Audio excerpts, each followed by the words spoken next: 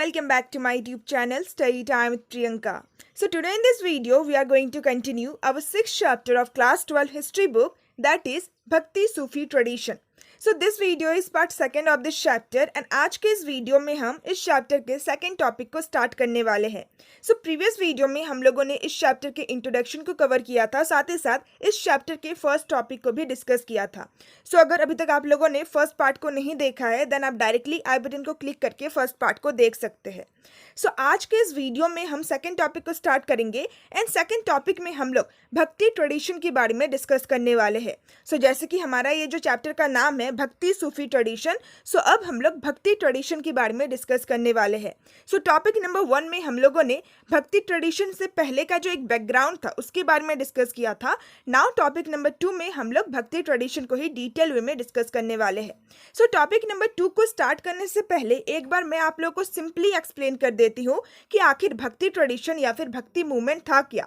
सो भक्ति movement first time South India में start किया गया था बाय अलवार्स एंड नयनार्स. सो भक्ति मूवमेंट या फिर ये जो भक्ति ट्रेडिशन है, सो इसमें डिवोटी यानी कि भक्त का जो डिवोशन होता है, उनके मन में जो भक्ति होता है उसको ज़्यादा इंपॉर्टेंस दिया जाता है दैन रिचुअल. यानी कि अगर किसी भी डिवोटी को, किसी भी भक्त को भगवान के साथ कनेक्ट होना है, भगवान के साथ उनको जुड़ना है, भगवान का वर्शिप करना है, देन उसके लिए अलग अलग रिचुअल्स को फॉलो करने की कोई भी ज़रूरत नहीं है, ब्राह्मण्स की ज़रूरत नहीं है. बल्कि अगर डिवोटी के मन में सच्चा डिवोशन होगा, भक्ति होगा, देन वो खुद भगवान के साथ कनेक्ट हो सकता है. सो यही भक्ति मूवमेंट का एक मेन थीम था, एक मेन आइडिया था. सो आखिर हिंदुइज्म में ही भक्ति ट्रेडिशन या फिर भक्ति मूवमेंट को क्यों स्टार्ट किया जाता है? सो इसका रीज़न ये है कि जब हिंदुइज्म में काफ़ी सारे इविल प्रैक्टिसेस का इमर्जेंस होता है, इविल प्रैक्टिसेस डेवलप होने लगते हैं, जब हिंदुइज्म में कास्ट सिस्टम बहुत ज़्यादा रिजिड बन जाता है, बहुत ज़्यादा कॉम्प्लिकेटेड रिचुअल्स को स्टार्ट किया जाता है. सो इन्हीं सारे रीज़न की वजह से हिंदुइज्म में भक्ति ट्रेडिशन या फिर भक्ति मूवमेंट को स्टार्ट किया जाता है, जिसमें भगवान और भक्त के बीच का जो डिवोशन होता है, जो भक्ति होता है, जो प्रेम होता है, उसी को ज़्यादा इंपॉर्टेंस दिया जाता है दैन रिचुअल्स. सो यही था भक्ति ट्रेडिशन या फिर भक्ति movement. So now topic number 2 में हम लोग भक्ति ट्रेडिशन को थोड़ा डिटेल वे में समझने वाले हैं. So the name of the second topic of this chapter is Poems of Prayer, Early Traditions of Bhakti. So इस टॉपिक में हम लोग भक्ति मूवमेंट के शुरुआत के ट्रेडिशन के बारे में पढ़ने वाले हैं. सो वो जो कोर्स था यानी कि वो जो टाइम पीरियड था, जिस टाइम पीरियड के दौरान इस फॉर्म ऑफ वर्शिप का इवोल्यूशन हो रहा था, यानी कि भक्ति मूवमेंट या फिर भक्ति ट्रेडिशन का इवोल्यूशन हो रहा था, डेवलपमेंट हो रहा था. सो उसी टाइम पीरियड के दौरान जितने भी इंपॉर्टेंट पोएट सेंट थे, सो वो सारे ही पोएट सेंट इंपॉर्टेंट लीडर्स के रूप में इमर्ज हो रहे थे, around home developed a community of devotees. And साथ ही साथ इन सारे पोएट सेंट्स के काफ़ी सारे डिवोटीज, काफ़ी सारे फॉलोवर्स भी डेवलप हो रहे थे. सो आप कह सकते हैं कि शुरुआत का जो भक्ति मूवमेंट था, जो भक्ति ट्रेडिशन था, सो वो पोएट सेंट्स के द्वारा ही लीड किया गया था. पोएट सेंट्स ही भक्ति मूवमेंट के एक इंपॉर्टेंट लीडर्स के रूप में इमर्ज हुए थे. ना नेक्स्ट हमें ये बता रखा है कि भक्ति के कुछ कुछ फॉर्म में हमें ये देखने को मिलता है कि ब्राह्मण्स का जो एक इम्पॉर्टेंट रोल होता है, सो उस इम्पॉर्टेंट रोल को ब्राह्मण्स कंटिन्यू रखते हैं. सो ब्राह्मण्स बेसिकली एक इम्पॉर्टेंट इंटरमीडियरीज का काम करते हैं बिटवीन गॉड एंड डिवोटीज, यानी कि भगवान और भक्त के बीच के एक मेडिएटर का काम करते हैं. ब्राह्मण्स ही भक्तों को भगवान के साथ जोड़ते हैं. सो भक्ति के कुछ कुछ फॉर्म में ब्राह्मण्स अपने रोल को कंटिन्यू रखते हैं, अपने रोल को परफॉर्म करते हैं. बट अगर हम लोग खासकर भक्ति ट्रेडिशन की बात करें, भक्ति मूवमेंट की बात करें, सो भक्ति ट्रेडिशन में वेमेन एंड लोअर कास्ट के जो लोग होते थे उनको भी एकोमोडेट किया गया, यानी कि उनको भी इंक्लूड किया गया, उनको भी एक्सेप्ट किया गया. सो वेमेन एंड जो लोअर कास्ट के लोग होते थे, सो उनको इन एलिजिबल माना जाता था for liberation within the orthodox Brahmanical framework. यानी कि ब्राह्मण्स के अकॉर्डिंग जो वेमेन होती है, जो लोअर कास्ट के लोग होते हैं, जो लोअर वर्ण के लोग होते हैं, सो वो लोग इन एलिजिबल होते हैं, उनको लिबरेशन नहीं मिल सकता है, उनको मुक्ति नहीं मिल सकता है, वो लोग भगवान की वर्शिप को नहीं कर सकते हैं. सो ये बेसिकली माना जाता था. बट अगर हम लोग खासकर भक्ति ट्रेडिशन की बात करें, भक्ति मूवमेंट की बात करें, सो भक्ति ट्रेडिशन में वेमेन को एंड इवन लोअर कास्ट के जो लोग होते थे, जो अनटचेबल्स होते थे, उनको भी इंक्लूड किया गया. सो इससे हमें क्लियरली ये पता चलता है कि भक्ति ट्रेडिशन में कास्ट सिस्टम को अपोज किया गया है. ना नेक्स्ट हमें भक्ति ट्रेडिशन के 2 इंपॉर्टेंट क्लासिफिकेशन के बारे में बता रखा है. सो हिस्टोरियंस के द्वारा भक्ति ट्रेडिशन को 2 इंपॉर्टेंट कैटेगरीज में क्लासिफाई किया गया, यानी कि डिवाइड किया गया. सो पहला है सगुना भक्ति एंड दूसरा है निर्गुणा भक्ति. सो ये दोनों ही फॉर्म ऑफ भक्ति बहुत ही ज़्यादा इंपॉर्टेंट है. सो पहला है शगुना भक्ति, जिसका मतलब होता है डिवोशन विथ एट्रीब्यूट्स। सो शगुना भक्ति में बेसिकली ये माना जाता है कि भगवान का एक प्रॉपर शेप एंड साइज होता है। शगुना भक्ति में जो भी डिवोटीज होते हैं, जो भी भक्त होते हैं, वो भगवान को एक फॉर्म में वर्शिप करते हैं, भगवान को एट्रीब्यूट्स के साथ वर्शिप करते हैं। इसमें ये माना जाता है कि भगवान ह्यूमन बीइंग की तरह दिखते हैं एंड फिर भगवान के आइडियल या फिर भगवान के स्कल्पचर को वर्शिप किया जाता है। सो शगुना ट्रेडिशन में कुछ इंपॉर्टेंट डीटीज जैसे कि शिव, विष्णु एंड उनके जो अलग अलग अवतार होते हैं, जो इंपॉर्टेंट गॉडेसेस होती है, जो देवी होती है, सो उनके वर्शिप के ऊपर फोकस किया जाता है इन एंथ्रोपोमोर्ग्राफिक फॉर्म, यानी कि एक ह्यूमन बीइंग के फॉर्म में, एक इंसान के फॉर्म में। सो ये होता है शगुना भक्ति। वेरस अगर हम लोग निर्गुणा भक्ति की बात करें, सो वो शगुना भक्ति के एकदम अपोजिट होता है। सो निर्गुणा भक्ति का मतलब होता है डिवोशन विदाउट एट्रीब्यूट्स। सो निर्गुणा भक्ति में ये माना जाता है कि भगवान का कोई प्रॉपर शेप एंड साइज नहीं होता है, कोई भी फॉर्म नहीं होता है। निर्गुणा भक्ति में भगवान के एब्स्ट्रैक्ट फॉर्म के वर्शिप के ऊपर फोकस किया जाता है, यानी कि निर्गुणा भक्ति में बेसिकली ही माना जाता है कि भगवान का कोई एक प्रॉपर शेप एंड साइज नहीं होता है। हम लोग भगवान को एक इंसान के रूप में इमेजिन नहीं कर सकते, बल्कि हम लोग सिर्फ और सिर्फ भगवान को महसूस कर सकते हैं। सो भगवान के एक एब्स्ट्रैक्ट फॉर्म का वर्शिप किया जाता है निर्गुणा भक्ति में। वेरस शगुना भक्ति में भगवान को एक प्रॉपर इंसान के रूप में विजुअलाइज किया जाता है एंड फिर उस भगवान के आइडियल को या फिर उनके स्कल्पचर को वर्शिप किया जाता है। सो ये होता है शगुना एंड निर्गुणा भक्ति। सो भक्ति ट्रेडिशन में हमें ये दो इंपॉर्टेंट क्लासिफिकेशन देखने को मिलता है। नाउ हमारा जो नेक्स्ट टॉपिक है वो है topic number 2.1, that is Alvars and Nayanars of Tamil Nadu. So as I said कि bhakti movement first time South India में ही स्टार्ट किया गया था अलवार्स एंड नयनार्स के द्वारा। So some of the earliest Bhakti movement during the 6th century were led by the Alvars and Nayanars. So 6th century के time period के दौरान कुछ इंपॉर्टेंट अर्लीस्ट जो भक्ति मूवमेंट था, जो भक्ति ट्रेडिशन था, सो वो अलवार्स एंड नयनार्स के द्वारा ही स्टार्ट किया गया था। सो आखिर अलवार्स एंड नयनार्स किन सारे लोगों को कहा जाता है? सो अलवार्स ऐसे डिवोटीज को कहा जाता है, ऐसे भक्तों को कहा जाता है जो कि भगवान विष्णु की भक्ति किया करते हैं, जो कि भगवान विष्णु का वर्शिप किया करते हैं। वेरस नयनार्स ऐसे डिवोटीज को कहा जाता है, ऐसे भक्तों को कहा जाता है जो कि भगवान शिवा का डिवोशन किया करते हैं, उनकी भक्ति किया करते हैं। सो अलवार्स बेसिकली भगवान विष्णु के डिवोटीज को कहा जाता है एंड नयनार्स भगवान शिव के डिवोटीज को कहा जाता है। सो अलवार्स एंड नयनार्स भक्ति ट्रेडिशन को, भक्ति मूवमेंट को और ज़्यादा स्प्रेड करने के लिए अलग अलग प्लेस में ट्रेवल करते थे एंड वो अपने अपने गॉड के प्रेज में जितने भी तमिल लैंग्वेज में हाइम्स को कंपोज किए गए थे, भजन वगैरह कंपोज किए गए थे, सो उनको गाते हैं, उनको सिंग करते हैं। सो इसके थ्रू वो भक्ति मूवमेंट को ज़्यादा से ज़्यादा स्प्रेड करने की कोशिश करते हैं। सो अलवार्स एंड नयनार्स जब भी अलग अलग जगहों में ट्रैवल करते थे भक्ति ट्रेडिशन या फिर भक्ति मूवमेंट को स्प्रेड करने के लिए, सो उसी दौरान अलवार्स एंड नयनार्स के द्वारा कुछ श्राइन यानी कि कुछ मंदिर या फिर कुछ पवित्र जगहों को अपने अपने डीटीज का एडॉप्ट माना गया, यानी कि अपने अपने भगवानों का निवास स्थान माना गया एंड फिर बाद में उन्हीं सारे सैक्रेड प्लेसेस यानी कि उन्हीं सारे पवित्र जगहों पे बड़े बड़े टेम्पल्स को भी बनाया गया एंड फिर धीरे धीरे वे सारे ही लार्ज टेम्पल, वे सारे ही सैक्रेड प्लेस पिलग्रिमेज के सेंटर के रूप में डेवलप हुआ, यानी कि तीर्थ यात्रा के सेंटर के रूप में डेवलप हुआ। ना नेक्स्ट हमें ये बता रखा है कि भक्ति मूवमेंट या फिर भक्ति ट्रेडिशन को लीड करने वाले जो इंपॉर्टेंट पोएट सेंट हुआ करते थे, सो उनके द्वारा जो भी कंपोजिशन को किया जाता था अलग अलग भगवान के प्रेज में, अलग अलग भगवान की तारीफ में, उनके द्वारा जो भी कंपोजिशन को लिखा जाता था, जो भी पोएम्स वगैरह लिखा जाता था, सो उन सारे कंपोजिशन को गाना टेम्पल का एक रिचुअल बन गया, टेम्पल के रिचुअल का एक पार्ट बन गया एंड इवन उन सारे इंपॉर्टेंट पोएट सेंट के इमेजेस को वर्शिप करना भी टेम्पल का एक रिचुअल बन गया। सो विद दिस हमारा टॉपिक नंबर 2.1 कंप्लीट होता है। ना हमारा जो नेक्स्ट टॉपिक है वो है topic number 2.2, that is attitude towards caste. So इस टॉपिक में हमें ये बता रखा है कि भक्ति ट्रेडिशन या फिर भक्ति मूवमेंट को फॉलो करने वाले जितने भी डिवोटीज थे, सो उनका आखिर कास्ट सिस्टम के प्रति कैसा एटीट्यूड था, कैसा नजरिया था। सो हिस्टोरियंस के द्वारा ये सजेस्ट किया जाता है कि अलवार्स एंड नयनार्स ने एक मूवमेंट को इनिशिएट किया था, एक मूवमेंट को स्टार्ट किया था of protest against the caste system and the dominance of Brahmans. So caste system के अगेंस्ट में ब्राह्मण्स का जो डोमिनेंस था हमारी सोसाइटी में, सो उसके अगेंस्ट में अलवार्स एंड नयनार्स ने एक मूवमेंट को स्टार्ट किया था। साथ ही साथ हिस्टोरियंस के द्वारा ये भी कहा जाता है कि अलवार्स एंड नयनार्स ने एटलीस्ट अटेम्प्ट किया था, यानी कि कोशिश किया था इस सिस्टम को रिफॉर्म करने का, यानी कि ये जो कास्ट सिस्टम था उसको चेंज करने का।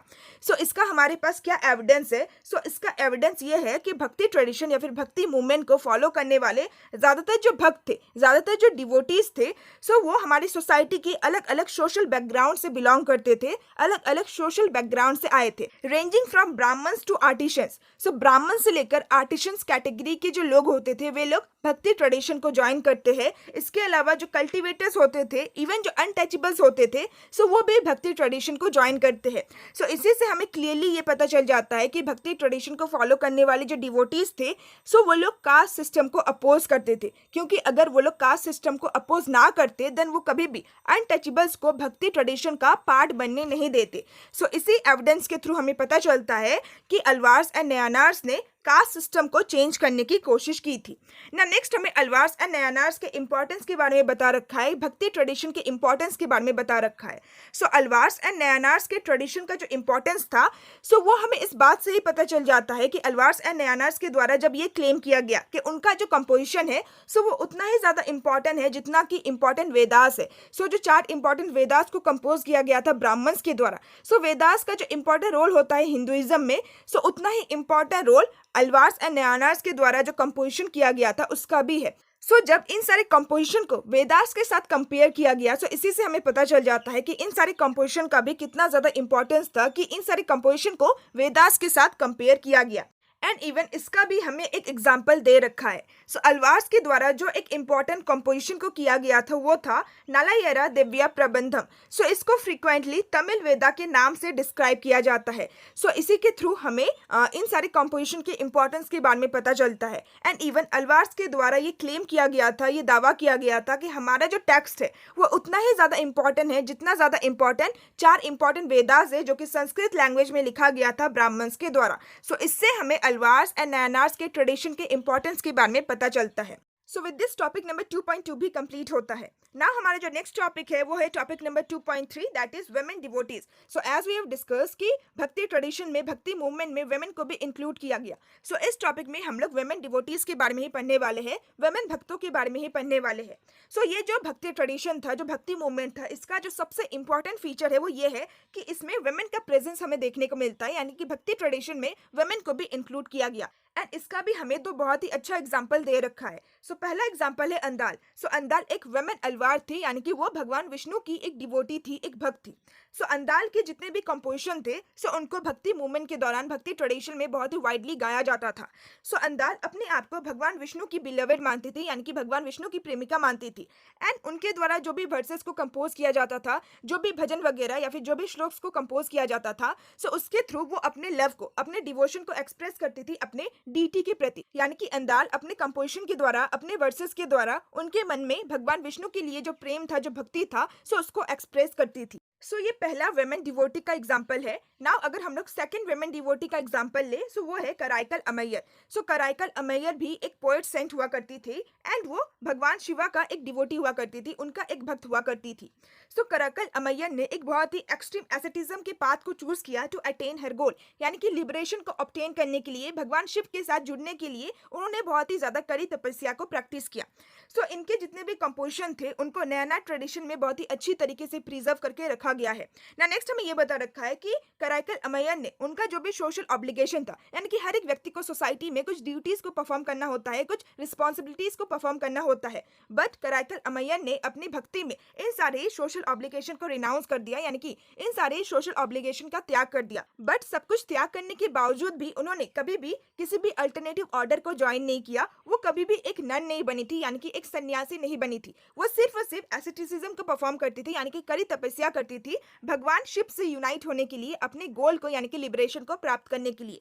सो ये दो बहुत ही अच्छा एग्जांपल है वुमेन डिवोटीज का। एंड ये दोनों ही पोएट सेंट भी हुआ करती थी, जो कि अपने कंपोजिशन को लिखा करती थी एंड इनके कंपोजिशन को भक्ति मूवमेंट के दौरान बहुत ज्यादा वाइडली गाया जाता था। सो विद दिस हमारा टॉपिक नंबर 2.3 कंप्लीट होता है।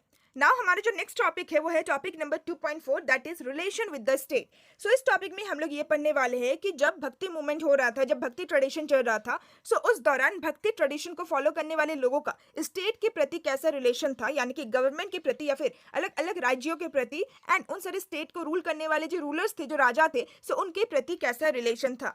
सो जैसे कि हम लोगों ने सेकंड चैप्टर में डिस्कस किया था कि अर्ली फर्स्ट मिलेनियम सेंचुरी के बाद से तमिल रीजन में काफी सारे इंपॉर्टेंट चीफडम्स का इमर्जेंस होता है। सो लगभग 6 से लेकर 9 सेंचुरी सी के टाइम पीरियड के दौरान हमें तमिल रीजन में या फिर साउथ इंडिया में पल्लवास एंड पांड्यास जैसे जो इंपॉर्टेंट स्टेट थे उनके इमर्जेंस का एविडेंस मिलता है। सो सिंपली आप ये कह सकते हैं कि जिस टाइम पीरियड के दौरान साउथ इंडिया में भक्ति मूवमेंट या फिर भक्ति ट्रेडिशन को प्रैक्टिस किया जा रहा था, फॉलो किया जा रहा था, सो उसी टाइम पीरियड के दौरान तमिल रीजन में पल्लवास एंड पांड्यास जैसे इंपॉर्टेंट चीफडम्स रूल किया कर रहे थे ना। नेक्स्ट हमें ये बता रखा है कि तमिल रीजन में या फिर साउथ इंडिया में ऑलरेडी बुद्धिज्म एंड जैनिज्म जो ट्रेडिशन था, जो रिलीजन था, सो वो प्रिवलेंट था फॉर सेवरल सेंचुरीज। सो बहुत सालों से ही बुद्धिज्म एंड जैनिज्म इन सारे रीजन में प्रिवलेंट हो रहा था, यानी कि प्रैक्टिस किया जा रहा था। एंड इवन मर्चेंट से, आर्टिशन कम्युनिटीज से बुद्धिज्म एंड जैनिज्म को बहुत ज्यादा सपोर्ट भी मिलता है। बट अगर हम लोग भक्ति ट्रेडिशन की बात करें, सो तमिल रीजन में भक्ति ट्रेडिशन को रॉयल पैट्रोनेज मिलता है, यानी कि राजाओं के द्वारा भक्ति मूवमेंट को, भक्ति ट्रेडिशन को सपोर्ट किया जाता है ना। नेक्स्ट हमें ये बता रखा है कि तमिल भक्ति हाइम्स में, यानी कि तमिल लैंग्वेज में भक्ति के जितने भी हाइम्स को कंपोज किए जाते थे, जितने भी भजन वगैरह कंपोज किए जाते थे, सो उनमें जो एक मेजर थीम था, जो एक इंपॉर्टेंट थीम था, वो ये था कि poets basically Buddhism and Jainism को बहुत ज्यादा अपोज कर रहे थे। एंड ये पर्टिकुलरली हमें नयनार्स के कंपोजिशन में देखने को मिलता है। सो आखिर इसका रीजन क्या था? पोएट सेंस के द्वारा अपने कंपोजिशन में बुद्धिज्म एंड जैनिज्म को क्यों अपोज किया जा रहा था? सो हिस्टोरियंस ने इस हॉस्टिलिटी यानी कि इस अपोजिशन को एक्सप्लेन करने की कोशिश की है, ये कह के that it was due to competition between members of other religious tradition for royal patronage. So ये बेसिकली कंपटीशन की वजह से था फॉर रॉयल पैट्रोनेज। सो अलग अलग रिलीजियस ट्रेडिशन को फॉलो करने वाले जो मेंबर्स होते थे, वे लोग एक दूसरे के साथ कम्पीट किया करते थे, एंड जिनका भी ट्रेडिशन सुपीरियर होता था, सो उस ट्रेडिशन को रॉयल पैट्रोनेज मिलता था, यानी राजा के द्वारा सपोर्ट मिलता था। सो इसी वजह से पोएट सेंस के द्वारा बुद्धिज्म एंड जैनिज्म को अपोज किया गया ना। नेक्स्ट हमें कुछ इंपॉर्टेंट एग्जांपल्स के बारे में बता रखा है। सो बेसिकली 9 से लेकर 13 सेंचुरी के टाइम पीरियड के दौरान साउथ इंडिया में रूल करने वाले जो पावरफुल चोला रूलर्स थे, सो उनके द्वारा ब्राह्मणिकल एंड भक्ति ट्रेडिशन, दोनों ही ट्रेडिशन को सपोर्ट किया गया। उनके द्वारा काफी सारे लैंड ग्रांट्स को प्रोवाइड किया गया, काफी सारे टेम्पल्स को कंस्ट्रक्ट किया गया फॉर भगवान विष्णु एंड शिवा। सो इन्हीं के कुछ हमें एग्जाम्पल्स के बारे में बता रखा है, रॉयल पैट्रोनेज के कुछ एग्जाम्पल के बारे में बता रखा है। So under the patronage of Chola rulers, यानी कि चोला रूलर्स के द्वारा कुछ बहुत ही मैग्निफिशियंट, कुछ बहुत ही शानदार शिवा टेम्पल्स को बनाया गया था, कंस्ट्रक्ट किया गया था